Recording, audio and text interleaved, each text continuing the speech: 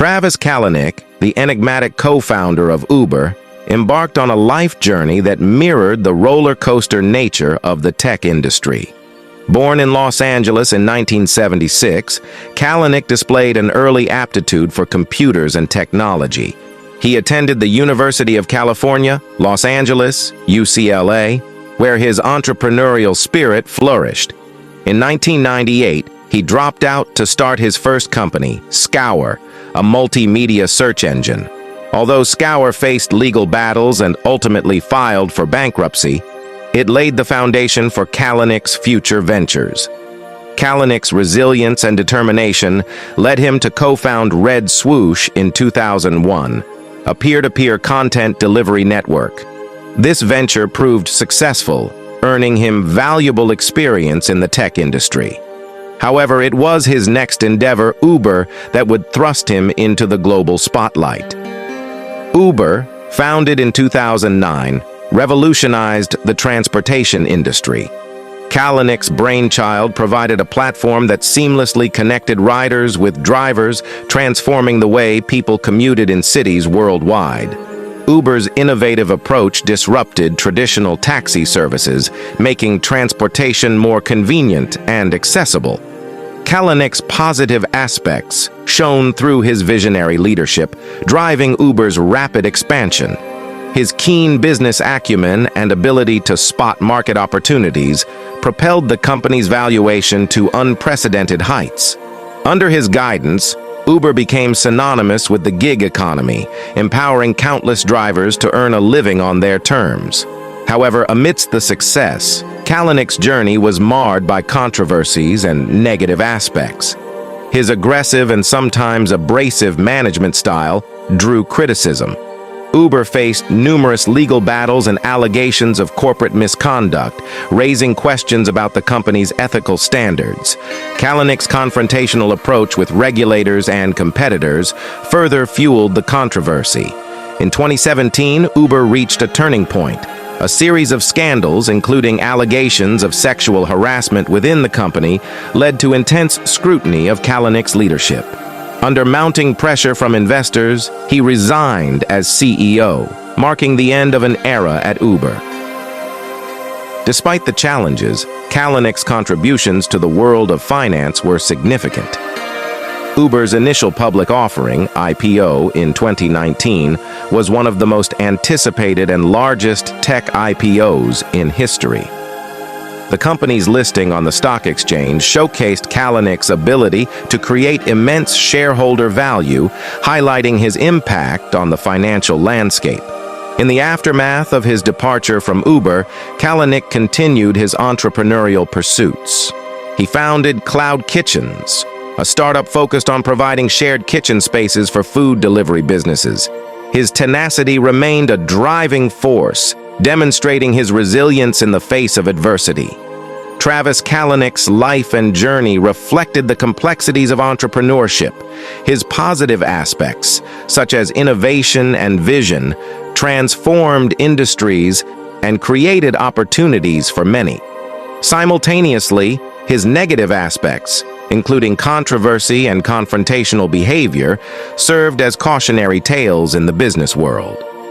Through his contributions to the world of finance and technology, Kalanick left an indelible mark, shaping the way we view transportation and the gig economy.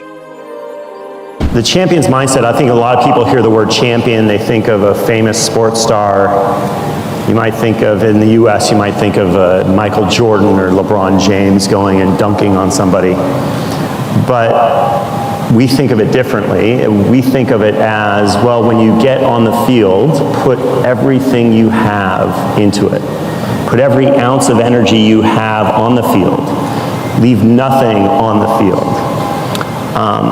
And two, when you get knocked down, because if you're an entrepreneur, inevitably you will be. When you see hard times and you get knocked down, get back up. And if you keep putting everything you got into it, and you keep getting back up when you get knocked down, it's almost impossible to fail. Fear is the disease, hustle is the antidote. So in my day, I already sound like an old school dude. In my day, it was just tough, man. You start a company in 2001, good luck, right? You can't count on funding. You can't count on sales. You can't count on anything but just crazy hustle and just grit your teeth, claw your way to success. There was just no easy way to do it. What I find is a lot of the entrepreneurs today are much smarter than we were back in the day. They're like way smarter. They got blogs, they know what VCs are doing, they know everything that's going on in the space. There's a corpus of knowledge now that makes entrepreneurs today much smarter. But there's liquidity in funding, especially on the angel side. It used to be much harder to get an angel deal done than a Series A deal. Now, angel deals are a piece of cake. But what happens is, I see a number of entrepreneurs who don't have that hustle, and they're afraid, and they act out of that fear. And when you act out of that fear, you make big mistakes. An example might be doing a preemptive deal with a VC, thinking they're your friend. An example might be like not being hardcore and keeping your job. An example might be not, a lot of times it gets exposed through deals. You see that fear being exposed through the deal cycle. And so if you're an entrepreneur and you find yourself afraid of something, sack up, okay? And start hustling. Hustling is the antidote to fear. Go create your success. I like to say my management style is problem solver in chief. And so what I do in a given day is I have a set of problems that need to be solved, and I start at the most important and work my way down. And for the problems I don't have time for, somebody else gets to solve them.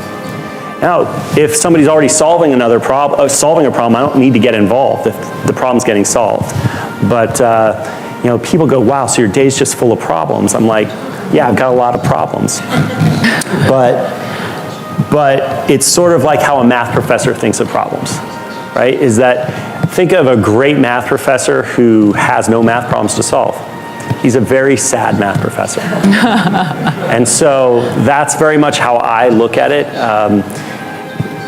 Solving problems is every problem is an opportunity for innovating and being creative and finding something new. And that's what I love to do, and I do it every day. A lot of folks think, oh, you're an engineer, you're analytical, you can solve all the world's problems, but it doesn't quite work like that. There's a lot of creativity that goes into finding how to solve a problem in a way that moves people, in a way that inspires. And so you have to really merge the left brain, that analytical side, with the right brain, was the creative side, the emotional side, the heart, and put those two together. This is the Babbage machine, actually the first computing machine that existed, or actually that was designed. Super analytical, but what the hell are you going to do with it, right? You have to bring some creativity to it, and Albert Einstein, and I've got a couple Albert Einstein quotes today, says creativity is intelligence having fun. So at Uber, whether it's myself as the entrepreneur or really anybody we hire, we really look for that analytical creative cross.